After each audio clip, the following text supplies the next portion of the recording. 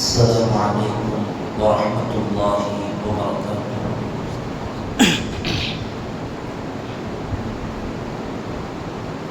بسم الله العظيم القدرة والشان، شديد البطش والبرهان، حافظ الدين والقرآن. بسم الله ما شاء الله كان وما لم يشأ لم يكن، ولا حول ولا قوة إلا بالله العلي العظيم. الحمد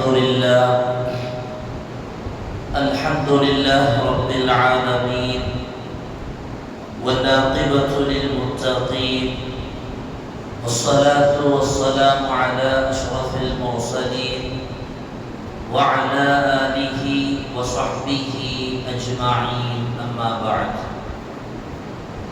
أعوذ بالله من الشيطان الرجيم. بسم الله الرحمن الرحيم. يؤتي الحكمة من يشاء، ومن يؤت الحكمة فقد أوتي خيرا كثيرا، وما يذكر إلا أولو الألباب. صدق الله العلي العظيم.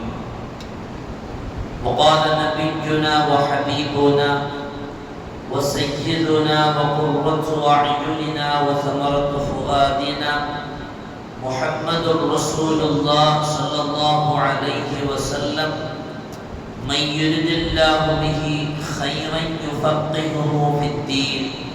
صدق النبي صلى الله عليه وسلم.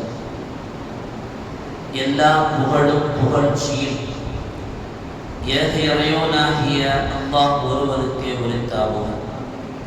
அவனின் சாந்தியும் சமாதானமும் ஈருலக வேந்தர் முஹம்மது ரசூலுல்லாஹ் ஸல்லல்லாஹு அலைஹி வஸல்லம் அவர்களின் மீதும், அவர்களின் அடிச்சுவடை அப்படியே அடிபெறலாமல் பின்பற்றிய உத்தம சத்திய ஸஹாபாக்கள், தாபிஈன்கள், தபஉ தாபிஈன்கள், நாதாக்கள், சுஹதாக்கள், அவுலியாக்கள், நம் பெற்றோர்கள், உஸ்தாதுமார்கள், மனைவி மக்கள், இங்கே அமர்ந்திருப்பவர்கள், இன்னும் வர இருப்பவர்கள், நம் ஊர்வாசிகள், அயல்வாசிகள், கபர்வாசிகள், உலக முஸ்லிம்கள் அனைவர்கள் மீதும் என்றென்றும் குறைவின்றி நிறைவாக நின்று நிலவட்டுமாக. பிடித்தமான இந்த நாளில், அவனுக்கு பிடித்தமான இந்த இடத்தில் வல்லோன் அல்லாஹ் நம்மை ஒன்று கூட்டியதைப் போல நாளை ஜன்னத்துல் ஃபிர்தௌஸ் என்னும் உயர்தரமான சுவனத்தில் கண்மணி முஹம்மது ரசூலுல்லாஹ் ஸல்லல்லாஹு அலைஹி வஸல்லம் அவர்களோடு நம்மையும் நம்மை சார்ந்த அத்துணை பேர்களையும் ஒன்று கூட்டி அருள் புரிவானாக. நோய்கள் அனைத்தையும் ஷிஃபாவாக்கி தந்தல் புரிவானாக. கண்ணியத்திற்குரிய அல்லாஹ்வின் நல்லடியார்களே, பொதுவாக உலக வழக்கில் கல்வியாண்டின் துவக்கம் என்பது ஏப்ரலுக்கு பின்னால் துவங்கும். அதற்கான ஏற்பாடுகள் எல்லாம் பள்ளிக்கூடங்கள், கல்லூரிகள் என்று மக்கள் முண்டிக் கொண்டு செல்வார்கள்.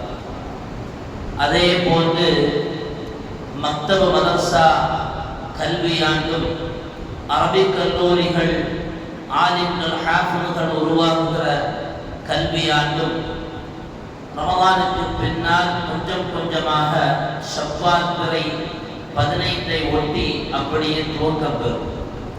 அந்த வரிசையில் மக்தப மதர்சாவுடைய துவக்கங்கள், கல்வியாண்டின் துவக்கம் எல்லாம் ஒரு 2-3 நாட்களுக்கு முன்பாகவே முஸ்லிம் சமூகத்தில் ஆரம்பமாகிவிட்டது.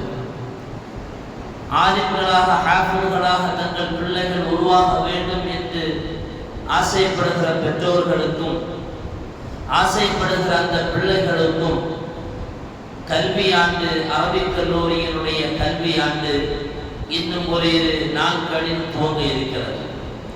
இந்த நேரத்தில் நம்முடைய பிள்ளைகளை ஹாஃபிழ்களாக, ஆலிம்களாக உருவாக்குகிற நாட்டமும் தேட்டமும் சமுதாயத்தில் அழிந்தே வருகிறது. அதை பற்றிய சில செய்திகளை நாம் மிக குறிப்பாக இந்த அரபிக் கல்லூரியினுடைய கல்வியாண்டு துவக்கம் பெறுகிற இந்த வேளையில் சிந்திப்பது காலத்தின் கட்டாயம். பொதுவாக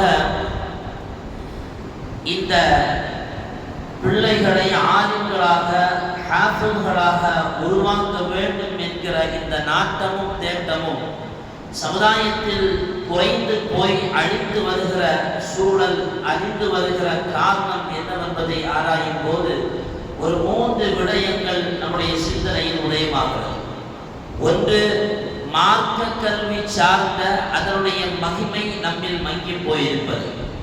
2, ஒருவரை ஆலிமாக உருவாக்கினால், ஹாஃபிழாக உருவாக்கினால் அவரிடத்தில் உலகம் சார்ந்த கல்வி ஞானம் இருக்குமா என்கிற ஒரு அவநம்பிக்கை நம்மை சூழ்ந்திருப்பது. 3, நம் பிள்ளைகளை ஹாஃபிழ்களாக ஆலிம்களாக அவர்களை உருவாக்கினால் அவர்களுடைய சம்பளம் வருவாய் எல்லாம் எப்படி இருக்கும் என்கிற அச்சமும் சமுதாயத்தில் சூழ்ந்திருக்கிறது.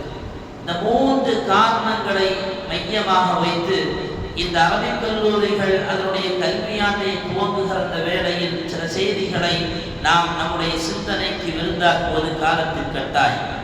பொதுவாக மனிதன் சார்ந்திருக்கிற எந்த துறையானாலும் அந்த துறை சார்ந்த நிபுணர்களும் உருவாகுவது அவசியம். உதாரணமாக மருத்துவர் தேவை, பொறியாளர் தேவை, வழக்கறிஞர், நீதிபதி என்று நீதிமன்றம் என்று ஒன்று இருந்தால் வழக்கறிஞர் இருக்க வேண்டும். இதுபோலவே மார்க்கம் என்கிற போது அந்த மார்க்கத்தை போதிக்குகிற, அந்த மார்க்க ஞானத்தை கற்றுக்கொண்ட மார்க்க அறிஞர்களும் சமுதாயத்தில் கண்டிப்பாக உருவாக்கப்பட வேண்டும், அவர்களும் இருக்க வேண்டும். பெருமானார் ஸல்லல்லாஹு அலைஹி வஸல்லம் அவர்கள் அரபக மண்ணில் அரபிகளுக்குத்தான் நாயகம் அன்றைய காலகட்டத்தில் நபியாக அனுப்பப்பட்டிருந்தார். நபியாக அரபிகளுக்கு அனுப்பப்பட்ட பெருமானார் அவர்களை பற்றி குர்ஆன் அறிமுகப்படுத்துகிற விதம் எப்படி தெரியுமா? கமா அர்சல்னா ஃபீக்கும் ரசூலம் மின்கும், கமா அர்சல்னா ஃபீக்கும் ரசூலம் மின்கும் யத்லு அலைக்கும் ஆயாத்தினா ويزكيكم ويعلمكم الكتاب والحكمة ويعلمكم ما لم تكونوا تعلمون. குர்ஆன் பெருமானார் அவர்களை அறிமுகப்படுத்துகிறது. அவ்வாறே கமா அர்சல்னா ஃபீக்கும், உங்களிலிருந்தே ஒரு நபியை, ஒரு ரசூலை உங்களுக்கு நாம் அனுப்பியிருக்கிறோம். அவர் நம்முடைய ஆயாத்துகளை அவர் ஓதி காமிப்பார், உங்களை பரிசுத்தப்படுத்துவார், நீங்கள் அறியாதவைகளை எல்லாம் உங்களுக்கு கற்றுத் தருவார் என்று பெருமானார் ஸல்லல்லாஹு அலைஹி வஸல்லம் அவர்களை பற்றி குர்ஆன் அவனியில் அறிமுகப்படுத்துகிறது. இதில் ஆச்சரியமான செய்தி என்ன தெரியுமா? குர்ஆன் இறக்கப்பட்டிருக்கிற மொழியும் அரபி, குர்ஆன் இறங்கிய காலத்தில் வாழ்ந்த மக்களின் மொழியும் அரபி. அரபாக இறக்கப்பட்ட, அரபி மொழியிலே இறக்கப்பட்ட ஒரு வேதத்தை அந்த மண்ணில் வாழுகிற மொழியை சார்ந்த மக்கள் அதை படித்து தெரிந்து கொள்ளலாமே, ஆனால் அதை விளக்குவதற்கு அதோடு சேர்த்து ஒரு ரசூலை அனுப்புகிற பொழுதே விளங்க வேண்டும். குர்ஆனை வெறுமனை மொழிபெயர்ப்பை கொண்டோ அல்லது ஹதீஸினுடைய தமிழ் மொழியாக்கத்தை கொண்டோ அல்லது இஸ்லாமிய சட்டங்கள் தமிழாக்கம் செய்யப்பட்டிருக்கும் கிரந்தங்களை பார்த்து படித்தோ ஒருவர் ஆலிமாக முடியாது என்பதை பெருமானார் அவர்களை இந்த அவதியில் அனுப்பிய காரணத்தை குர்ஆன் ஓதுகிற அந்த ஆயத்தை கொண்டு நம்மால் விளங்க முடியும். அப்ப சுருக்கமாக மார்க்க ஞானம் பெற்ற, மார்க்க ஞானத்தை கற்றுக்கொண்ட ஒரு ஆலிம் சமுதாயத்தில் கண்டிப்பாக வர வேண்டும், உருவாக்கப்பட வேண்டும் என்பதை இந்த சமூகம் நன்கு உணர்ந்து கொள்ள வேண்டும். காரணம், ஒரு வணக்கசாலி என்பவர் அவர் தன்னை காத்துக் கொள்வார். அவர் தொழுவதினால் அவருக்கு நன்மை, நோன்பு நோற்பதினால், ஜக்காத்து கொடுப்பதினால் அவருக்கு பாதுகாப்பை தவிர சமுதாயத்திற்கு அது பாதுகாப்பு அல்ல. அதே நேரத்தில் ஒரு ஆலிம் உருவாக்கப்பட்டால் அவரால் அந்த சமூகம் பாதுகாப்படையும்.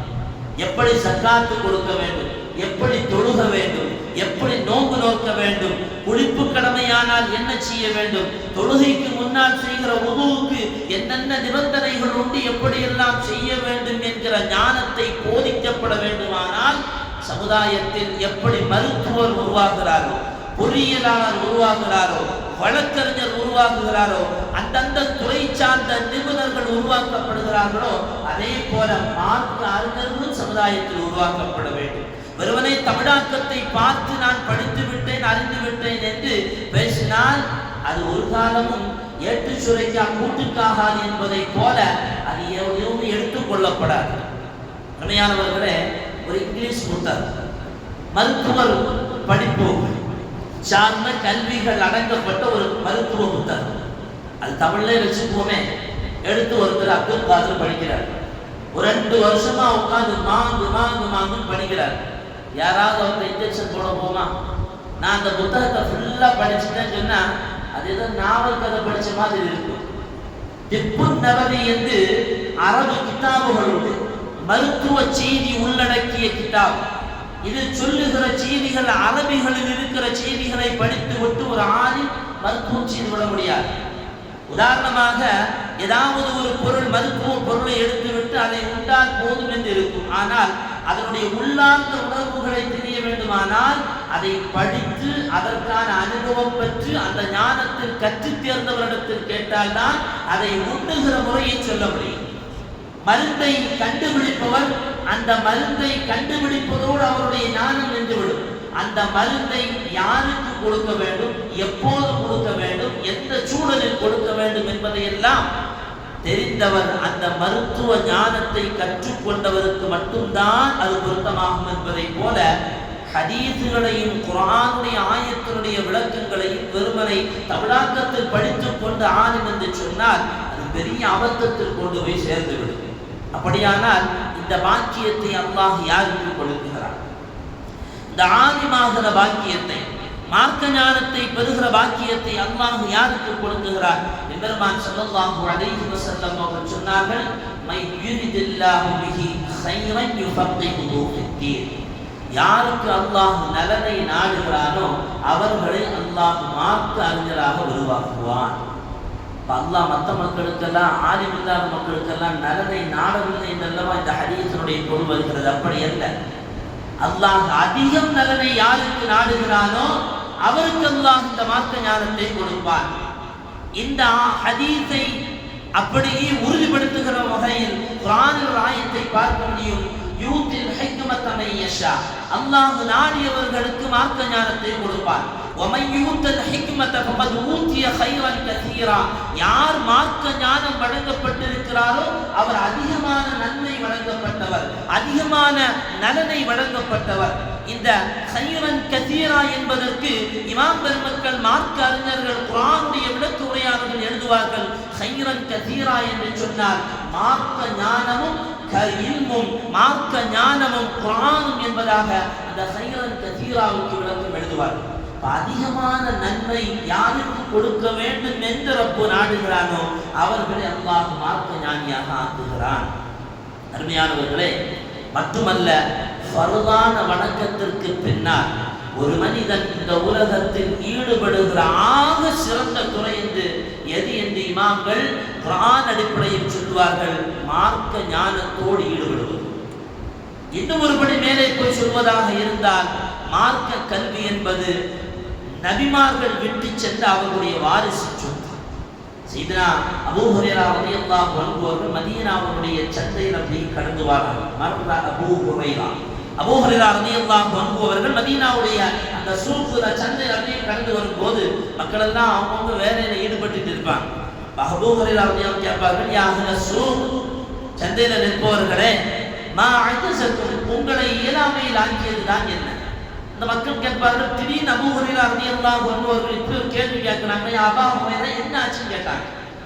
சரி, அபூ ஹுரைரா ரலியல்லாஹு அன்ஹு சொல்வார்கள், பெருமானார் அவர்கள் அவர்களுடைய வாரிசு சொத்தை அங்கே பங்கு வைத்துக் கொண்டிருக்க, நீங்கள் எல்லாம் துன்யாவினுடைய இந்த சந்தை நின்று கொண்டு உங்களுடைய வேலைகளில் ஈடுபட்டுக் கொண்டிருக்கிறீர்கள் என்று கேட்டபோது நீங்க அங்க போகலையான்னு கேட்டாங்க. திரும்ப அந்த மக்கள் கேட்பாங்க, எங்க ரசூலுல்லாஹ் அவங்களுடைய வாரிசு சொத்தை பங்கிட்டு இருக்கிறாங்க? அபூ ஹுரைரா ரலியல்லாஹு அன்ஹு சொன்னார்கள், பெருமானார் மஸ்ஜித் நபவியில பங்கு போயிட்டு இருக்கிறாங்க. உடனே அந்த மக்கள் எல்லாம் வேகமா கிளம்பினார். அபூ ஹுரைரா ரலியல்லாஹு அன்ஹு அந்த மக்கள் போய் வரும் வரையிலையும் அங்கேயே நின்றுட்டு இருந்தாங்க. நமக்களெல்லாம் போய் மஸ்ஜித் நபவியில் அப்படி இப்படி சுற்றி பார்த்து திரும்ப வருவார். வந்து கேட்பார்கள், யா அபா ஹுரைரா அது அத்தைனல் மஸ்ஜித், நாங்கள் பள்ளிவாசல்ல போனோம், அங்க போன போது யாரையுமே பார்க்கலையே, ஒமா ரஅய்தும் ஃபில் மஸ்ஜித் அபதன், யாரையுமே நாங்க மஸ்ஜித்ல பார்க்கலையே. நாங்கள் திரும்ப அபூ ஹுரைரா ரலியல்லாஹு அன்ஹு கேட்டார்கள், யாரையுமே பார்க்கலையா? இல்ல, நாங்க அங்கே தொழக்கூடிய சிலர்களை பார்த்தோம், சிலர்கள் குர்ஆன் ஓதிக் கொண்டிருந்தார்கள், அவர்களை பார்த்தோம். வகௌமன் யததாரகூனல் ஹலால வல் ஹராம, ஹலால் ஹராமை பற்றி அங்கே மார்க்கம் சார்ந்த ஞானத்தை ஒருவருக்கொருவர் போதித்துக் கொண்டிருப்பதை பார்த்தோம். இது அல்லாமல் பெருமானார் அவர்களுடைய வாரிசு சொத்து என்று பங்கிடுகிற எந்த பொருளையும் பார்க்கவில்லை என்ற போது சையதுனா அபூ ஹுரைரா ரலியல்லாஹு அன்ஹு அவர்கள் சொல்லுவார்கள், வைஹை, உங்களுக்கு நாசம் உண்டாகும், நீங்கள் எதை பார்த்தீர்களோ அதுதான் பெருமானார் அவர்களுடைய வாரிசு சொத்து. பெருமானாருடைய வாரிசு சொத்து என்பது, நபிமாருடைய வாரிசு சொத்து என்பது வெள்ளியோ தங்கமோ அல்லது இன்ன பிற பொருட்களோ அல்ல. நபிமாருடைய வாரிசு சொத்து என்பது அல்லாஹுவை பற்றியும் மார்க்கத்தை பற்றியும் ஞானத்தை யாருக்கு சொல்லிக் கொடுக்கிறார்களோ, எங்கே அது பொதிந்து கிடக்கிறதோ அந்த மார்க்க ஞானம்தான் நபிமாருடைய வாரிசு சொத்து என்பதை சையதுனா அபூ ஹுரைரா ரலியல்லாஹு அன்ஹு அவர்கள் அந்த மக்களுக்கு போதிப்பார்கள்.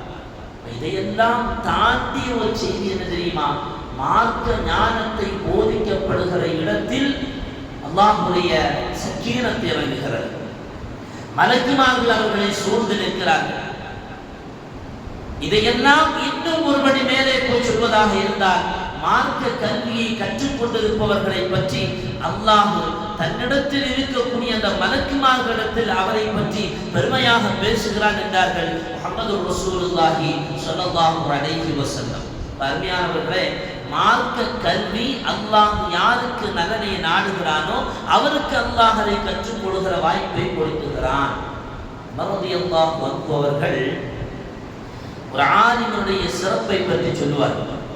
மார்க்க கல்வியை கற்றுக்கொண்டிருக்கிற, கற்றுக்கொள்கிற, கற்றுத் தேர்ந்த ஆலிம்கள், அதை கற்றுக்கொள்கிற முத்தஅல்லிம்களை பற்றி சையதுனா உமர் ரலியல்லாஹு அன்ஹு அவருடைய சிறப்பை பற்றி சொல்லும் போது, யா அய்யுஹன் நாஸ், யா அய்யுஹன் நாஸ் அலைக்கும் பில் இல்ம், மார்க்க கல்வியை நீங்கள் அவசியமாக்கிக் கொள்ளுங்கள். என்ன காரணம் தெரியுமா? ஃபஇன்ன லில்லாஹி சுப்ஹானஹு வ தஆலா ரிதாஅன் யுஹிப்புஹு, அல்லாஹ்வுக்கு மேலங்கி என்று ஒரு ஆடை உண்டு. அல்லாஹ் அந்த மேலங்கியை அவன் விரும்புகிறான். ஃபமன் தலப பாபம் மினல் இல்ம், யார் இல்மை தேடி செல்கிறாரோ அல்லாஹ் அவருடைய அந்த பெருமைக்குரிய மேலங்கியை அவருக்கு அணிவித்து கொடுக்கிறார். மட்டுமல்ல, அவர் பாவம் செய்தால் அவருக்கு திருந்துவதற்கான வாய்ப்பையும் கொடுப்பார். அந்த பாவத்தில் அவர் அப்படியே தொடர்வாரையானால் எப்படியாவது அவர் திருந்துவதற்கான வழியை அல்லாஹ் அவருடைய மரணம் வரையிலையும் கொடுப்பான் என்றார்கள் சையதுனா உமர் ரலியல்லாஹு அன்ஹு. மார்க்க கல்வியை ஹதீஸையும் குர்ஆனையும் கற்றுக்கொள்பவருக்கு இஸ்லாம் கொடுக்குகிற மிகப்பெரிய அந்தஸ்து. இதையெல்லாம் தாண்டி சையதுனா அபூ ஹுரைரா ரலியல்லாஹு அன்ஹு அவர்கள் சொல்லுவார்கள், நாளை மறுமையில் ஷஹீதாக்கப்பட்டவர்கள், ஷஹீதுடைய உச்சபட்சமான அந்தஸ்து என்னவென்பதை சமுதாயம் வழங்கியிருக்கிறது. அவ்வளவு சாதாரணமான மரியாதை அல்ல ஷஹீதுக்கு மார்க்கம் கொடுக்குகிற அந்தஸ்து. ஆனால் அந்த ஷஹீதே நாளை மறுமையில் விரலை வாயில் வைத்துக் கொண்டு நாம் ஆலிமாக உருவாக்கப்பட்டிருக்க மாட்டோமா? கபரிலிருந்து நாம் எழுப்பப்படுகிற பொழுது ஆலிமாக எழுந்து அல்லாஹ் நம்மை எழுப்பியிருக்க மாட்டானா என்று ஆசை கொள்ளும் அளவிற்கு நாளை மறுமையில் ஆலிம்களை பார்த்து, மார்க்க கல்வியை கற்றுக்கொண்டவரை பார்த்து ஷஹீதுகள் விரும்புவார்கள் என்றார்கள் சையதுனா அபூ ஹுரைரா ரலியல்லாஹு அன்ஹு. ஷஹீதும் விரும்புகிறார். அல்லாஹ்விடத்தில், மலக்குமார்களிடத்தில் அல்லாஹ் பெருமையாகவும் பேசி அவர்களுடைய அந்தஸ்தை உணர்த்துகிற பொழுது, அருமையான சகோதரர்களே, இந்த மார்க்க கல்வியை நம்முடைய பிள்ளைகளுக்கு கற்றுக் கொடுப்பதற்கு நாம் முன்வர வேண்டும். அதனுடைய அந்தஸ்தை விளங்க வேண்டும். துன்யா சார்ந்த சில நன்மைகள் இல்லாமல் போனாலும் நாம் கபருக்கு போனதற்கு பின்னால் நமக்கு நன்மைகள் கிடைப்பதற்கும், நாளை மறுமையில் நாம் சுவனத்திற்கு போகுவதற்கும் நாம் உருவாக்கி சென்ற நம்முடைய பிள்ளை ஆலிமாக ஹாஃபிதுகளாக உருவாக்கி சென்ற அந்த பிள்ளைகள் மிகப்பெரிய உதவியாக இருப்பார்கள் என்பதை மார்க்கம் மிக தெளிவாகவே சொல்லுகிறது. இது துன்யா சார்ந்த நன்மை என்று சொன்னால் உமர் ரலியல்லாஹு அன்ஹு அவருடைய ஆட்சி காலத்தில் ஒரு நிகழ்வு நடந்தது. உமர் ரலியல்லாஹு அன்ஹு அவர்கள் மதீனாவிலிருந்து ஹஜ்ஜுக்கு கிளம்புறாங்க. கிளம்பும் போது சுமார் மக்காவிலிருந்து 80 கிலோமீட்டர் தூரத்தில் இருக்கக்கூடிய உஸ்மான் என்கிற இடத்தில் உமர் ரலியல்லாஹு அன்ஹு அவர்கள் ஒரு தேவைக்காக இறங்கும் போது அங்க நாஃபி இப்னு அப்துர் ரஹ்மான் என்ற மக்காவுடைய கவர்னரை சந்திக்கிறார். மறுபடியும் கேட்பார்கள், மக்கா 80 கிலோமீட்டர் அந்த பக்கம் இருக்கு, அதனுடைய கவர்னர் நீங்க பொறுப்புல இருக்கிறவர்கள், ஆனா நீங்க இப்ப இங்க நிக்கிறீங்கன்னா உங்களுக்கு பகரமாக இப்போது மக்காவில் யாரை கவர்னராக அல்லது பொறுப்புதாரியாக நியமித்து வந்திருக்கிறீர்கள் என்று கேட்டபோது சையதுனா நாஃபி ரலியல்லாஹு அன்ஹு அவர்கள் சொல்லுவார்கள், நான் அபுஸா இப்னு அப்துர் ரஹ்மான் என்று சொல்பவரை, அப்துல் ரஹ்மான் இப்னு அபுஸா என்கிற என்னுடைய அடிமையை பொறுப்பில் நியமித்து விட்டு வந்திருக்கிறேன். நான் கேட்பாங்க, இந்த அடிமையை உட்கார வச்சுங்களா? அடிமையிலாங்க சமுதாயம் அவரை மதிக்குமா? அவர் சொன்னா சமுதாயம் அவருக்கு கட்டுப்படுமா என்று கேட்டபோது சையதுனா நாஃபி ரலியல்லாஹு அன்ஹு அவர்கள் சொல்லுவார்கள், அவர் வெறும் அடிமை அல்ல, அவர் ஆலிமான அடிமை, மார்க்க கல்வியை கற்றுக்கொண்டவர், ஃபராயித் என்று சொல்லப்படுகிற வாரிசுரிமை சட்டத்தை கற்றுத் தேர்ந்த மிகப்பெரிய மார்க்க நிபுணர் அவர் மார்க்க அறிஞர். மட்டுமல்ல, மக்கள் அவரை நன்கு அறிந்திருக்கிறார்கள். மக்கள் அவரை அறிந்திருக்கிறார்கள். அவர்களுக்கு மக்கள் கட்டுப்படுவார்கள். அவருடைய பேச்சை மீறி மக்கள் நடந்து கொள்ள மாட்டார்கள். அப்படிப்பட்ட ஒரு ஆலிமான அடிமையை தான் என்னுடைய பொறுப்பிற்கு நான் அங்கே வகித்துக் கொண்டு அமர வைத்து விட்டு நான் இப்போது உஸ்மானுக்கு வந்திருக்கிறேன் என்றார்கள். சையதுனா நாஃபி இப்னு அப்துர் ரஹ்மான் ரலியல்லாஹு அன்ஹு ரலியல்லாஹு ஆச்சரியத்தோடு சந்தோஷப்பட்டு சொன்னார்கள், பெருமானார் ஸல்லல்லாஹு அலைஹி வஸல்லம் அவர்கள் கூறியிருக்கிறார்கள், அல்லாஹ் இந்த கல்வி ஞானத்தை கொண்டு அவன் நாடியவரை உயர்த்துவான், அவன் நாடியவரை அல்லாஹ் தாழ்த்துவான். மார்க்க அறிஞருக்கு கல்வி ஞானத்தை கற்றுக்கொண்ட மார்க்க கற்றுக்கொண்டவருக்கு அல்லாஹ் துன்யாவில் வழங்குகிற மிகப்பெரிய ஆபாதான நன்மையை பற்றித்தான் குர்ஆனும் ஹதீஸும் மார்க்க அறிஞர்களும் சஹாபாக்களும் நமக்கு சொல்லித் தருகிறார்கள் இந்த செய்திகளை. எனவே மார்க்க கல்வி கற்றுக்கொண்டால் ஒருபோதும் எந்த விதமான இழிவோ அல்லது எந்த விதமான ஆபத்தோ எந்த நிலையிலும் நமக்கு உருவாகாது. ஏதோ ஒரு வகையில் அல்லாஹ் நம்மை உயர்த்தி கொண்டேதான் போவான். எங்கேயும் இழிவடைவதற்கு அல்லாஹ் ஒரு உண்மையான ஆலிமுக்கு அல்லாஹ் அப்படி ஒரு அவல நிலையை எந்த சமூகத்திலும் எந்த நேரத்திலும் எந்த இடத்திலும் அல்லாஹ் உருவாக்க மாட்டான் என்பதை மிக தெளிவாக கேரண்டியாக குர்ஆன் ஹதீஸ் நமக்கு சொல்லித் தருகிற செய்தி. நம்மிடத்தில் இருக்கக்கூடிய மார்க்கம் சார்ந்த அதனுடைய சிறப்பு சார்ந்த நம்மிடத்தில் மங்கி போயிருக்கிற அந்த செய்திகள் இன்னும் வளர வேண்டும். நாம் அந்த மார்க்க ஞானத்தை கற்றுக்கொண்டால் அல்லாஹ் மிக உயர்ந்த அந்தஸ்தை நமக்கு தருவான் என்கிற அந்த சிந்தனை சமூகத்தில் உருவாக வேண்டும். அது சார்ந்த அழுக்கான அல்லது ஒரு மாதிரியான எண்ணம் நம்மிடத்தில் விலகி போக வேண்டும். அப்ப இது முதல் செய்தி. இரண்டாவது செய்தி, மார்க்க கல்வி கற்றுக்கொண்ட ஆலிமுக்கு பொது ஞானம் இருக்குமா? மார்க்க ஞானம் கற்றுக்கொண்ட அல்லது கற்றுக்கொள்கிற அரபிக் கல்லூரிகளில் பிள்ளைகளுக்கு உலக கல்வி சார்ந்த ஞானங்கள் போதிக்கப்படுமா என்கிற ஒரு அவநம்பிக்கை சமூகத்தில் இப்போதல்ல பல ஆண்டு காலமாகவே இருக்கிறது. எனக்கு மாத்திரமான அல்ல, என்னை போன்ற ஆளுங்களுக்கான ஒரு சந்தேகம் என்ன தெரியுமா? உலக கல்வி இல்லாமலா ஒரு சமூகத்தில் ஒருவரை பள்ளிவாசலில் தேர்ந்தெடுத்து அவரை இமாமாக நிறுத்தி அவருக்கு பின்னால் கலெக்டர்களும் டாக்டர்களும் பல நிபுணர்களும் பல துறைகளில் சிறந்து விளங்குகிற ஆளுமைகளும் அவர்களை அங்கீகரிக்க வேண்டுமானால் அருமையானவர்களை அல்லாஹ் அவர்களுக்கு கொடுத்திருக்கிற மார்க்க ஞானத்தினுடைய சிறப்பு என்பதை முதலில் சமுதாயம் புரிந்து கொள்ள வேண்டும். ஆளுங்களுக்கு சமூகத்தை பற்றிய சிந்தனை இல்லாமல்ல. இதே இந்திய தேசத்தில் சுதந்திரத்திற்காக வேண்டி தன் உயிரை உரமாக இங்கே பயித்தவர்கள் ஆலிம்கள் என்று சொன்னால் சமுதாயத்தை பற்றியதான சிந்தனை இல்லாமலோ உலக ஞானங்கள் இல்லாமலோ அல்லது ஆங்கிலேயன் இங்கே குடிகொண்டு வந்த போது அவனால் இந்த சமூகத்திற்கு ஏற்படுகிற ஆபத்துகளை புரிந்து கொள்ளாமலோ சமூகத்தில் ஆலிம்கள் களம் கலங்கினார்கள் என்று யாராவது நம்பினால் உண்மையில் அவருடைய மூளையில் ஏதோ ஒரு குறை என்று தான் சொல்ல வேண்டும். இதையெல்லாம் தாண்டி பேசுவதாக இருந்தால் நாங்கள் ஓதுகிற காலத்தில் கூட அரபிக் கல்லூரிகளில் எங்களுக்கு ஆங்கிலம் போதிக்கப்பட்டிருக்கிறது. அரபிக் கல்லூரிகளில் எங்களுக்கு கம்ப்யூட்டர் சார்ந்த ஞானங்கள் போதிக்கப்பட்டிருக்கிறது.